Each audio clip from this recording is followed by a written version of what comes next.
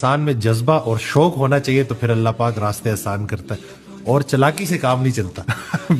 अल्लाह की राह में निकलोगे तो फिर अल्लाह आसानी करेगा। ये जो लोग फार्मूले में चलते रहते हैं, फार्मूले बनाते रहते हैं, तो उसमें फिर यही उनके साथ मसला होता है ना कि वो कोई अच्छी सक्सेस देख नहीं पाते। अल्लाह जिस तरतीब पे आपको लेके चल रहा है कि जैसे आपके वालिद साहब के साथ वाकया, वो मलंग आया, उसने वो भूखा था कितने दिनों का, उसने खाना खाया, तो जितनी देर उसके वो पेट में रोटी जाती रही, आपके वालिद के लिए अल्लाह पाक ने कैसे आसानी क्रिएट की। तो ये और ऐसे कितने लोग हैं जिनकी जो सक्सेस स्टोरी अगर हम उनके साथ बैठे ना, तो हमें यही पता चलेगा कि कोई ऐसी चीज नहीं है कि कोई जैसी किताबी आपको आउट ऑफ द वे जाना पड़ता है, आपको अपना दर्जन तेरा रखना पड़ता है जी। ये जो हिसाब से चलता है उसको अल्लाह हिसाब में रखता है। जो बेहिसाब चलता है अल्लाह उसके साथ भी बेहिसाब चलता है।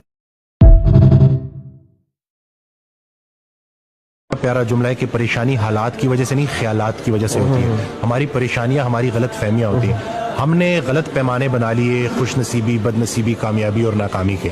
कुरान पाक में अल्लाह ताला इरशाद फरमाता है कि मैं जब हम ईमान ले आए, जब हमने कलमा पढ़ लिया, तो अब अल्लाह ने कह दिया है कि मैं आजमाऊंगा भूख से और खौफ से। खतरनाक भूख कौन सी है कि ख्वाहिश भी और पूरी भी ना हो रही हो। खौफ क्या है कि जो हासिल शुदा चीजें हैं वो छिन ना जाए। आज आप देख लें कि आरजुएं बढ़ती जा रही हैं, कंपैरिजन बहुत ज्यादा हो गया है। रसूलुल्लाह सल्लल्लाहु अलैहि वसल्लम की हदीस है कि जब भी देखो अपने से नीचे को देखो, सर उठा के अल्लाह से कुछ मांगने से पहले सर झुका के वो सारी नेमतें गिन लो जो अल्लाह ने पहले से दी हुई है। एंग्जाइटी वसवसों की, नेगेटिव थॉट्स की बीमारी है, या माजी का पछतावा या मुस्तकबिल के अंदेशे। प्रेजेंट मोमेंट में बंदा नहीं रहता, या माजी के उसके बारे में सोचता रहता है। अल्लाह तो किसी को उसकी बर्दाश्त से ज्यादा नहीं आजमाता, हम खुद को आजमा रहे होते हैं। शैतान हमारी रगों में खून की तरह दौड़ता है और वो दो ही काम करता है, या मगरूर कर देता है या मायूस कर देता है। जब आपके हालात अच्छे होंगे तो मगरूर कर देता है, ये उसका तरीका वारदात है, या अगर कहीं जरा सख्ती आएगी तो वो आपको मायूस कर देगा। और अल्लाह ने तो सीधा सीधा कह दिया कि मेरी रहमत से मायूस ना होना, मेरी रहमत मेरे गजब पर हावी है। अपने हाल को नहीं देखना होता, अपने ख्याल को देखना होता है। कि अल्लाह मुझे उस दानाई से बचा जो रोना ना सिखाए, यानी कि ऐसी दानाई कि जो आपके दिल को सख्त कर दे और आपको लोगों का दर्द महसूस ना हो, ऐसी दानाई से पनाह मांगो। या अल्लाह मुझे ऐसे फलसफे से बचा जो खुश होना ना सिखाए।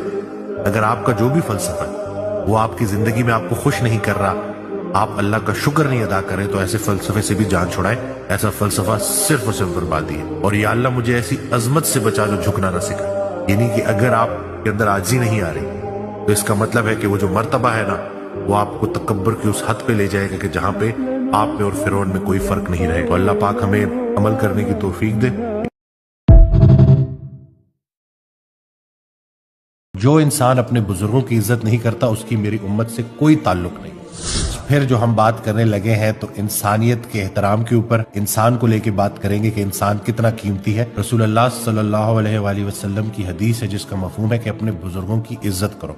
अपने बुजुर्गों की इज्जत करना ऐसे है जैसे अल्लाह की इज्जत करना। और जो इंसान अपने बुजुर्गों की इज्जत नहीं करता उसकी मेरी उम्मत से कोई ताल्लुक नहीं। यानी कि ये इतनी आपको बात समझाई गई है कि अगर आप अपने बड़ों का एहतराम नहीं करते तो इसका मतलब है कि आप उम्मत से बाहर हैं। तो ये जो अदब का एलिमेंट है, रिस्पेक्ट का एलिमेंट है इंसान को लेके, ये बहुत ज्यादा जरूरी है। हज़रत वासिफ अली वासिफ रहमतुल्लाह इरशाद फरमाते हैं जिसका मफहूम है कि इंसान का एहतराम इसलिए भी जरूरी है कि वो एक इंसान जिस वक्त आपको नजर आ रहा है कितने बुजुर्गों के दम से है और कितने बुजुर्ग उसके दम से आगे आने हैं। हम ऐसे ना लड़ी चली जा रही होती है। आज का इंसान कितनी बड़ी तासीर रखता है आने वाले जमानों के लिए, या बुजुर्गों की हुई नेकियों की तासीर बन सकता है आजकल का इंसान जो आपको नजर आ रहा है।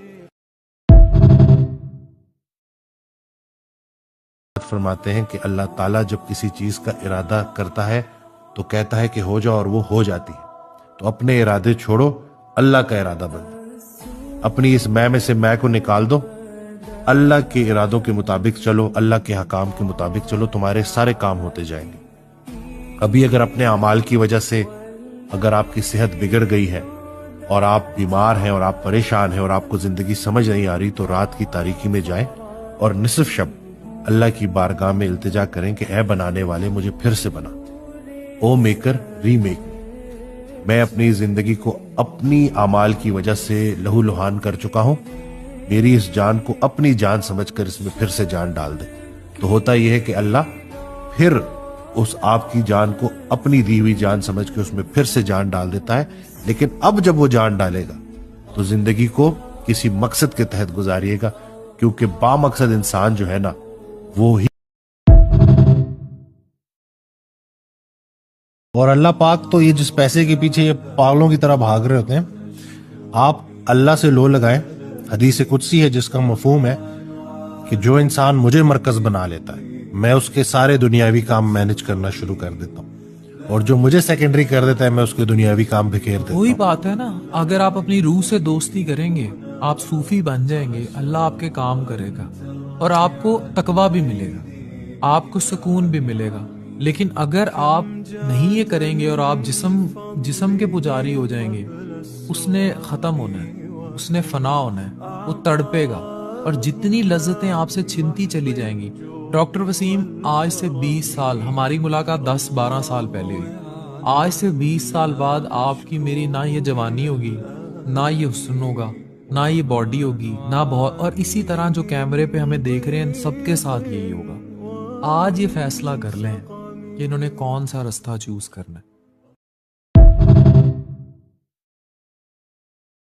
اس دن ایک بچی آئی، اس نے مجھے بات کی اور مجھے بڑی زور کی نا یہ بات ہٹ کی. کہتی ہے کہ میں نے جب سے ہوش سنبھالا نا میں نے اپنے ماں باپ کو لڑتے دیکھا. جب میں 25 سال کی ہو گئی نا تو ان دونوں کی آپس میں دوستی ہو گئی. اب یہ ساتھ کھانا کھاتے ہیں، ساتھ گھومتے پھرتے ہیں، اور میں ان سے ایک ہی سوال کرتی ہوں کہ اگر آپ نے اتنی دیر سے جا کے دوستی ہی کرنی تھی تو میرا بچپن کیوں برباد کی؟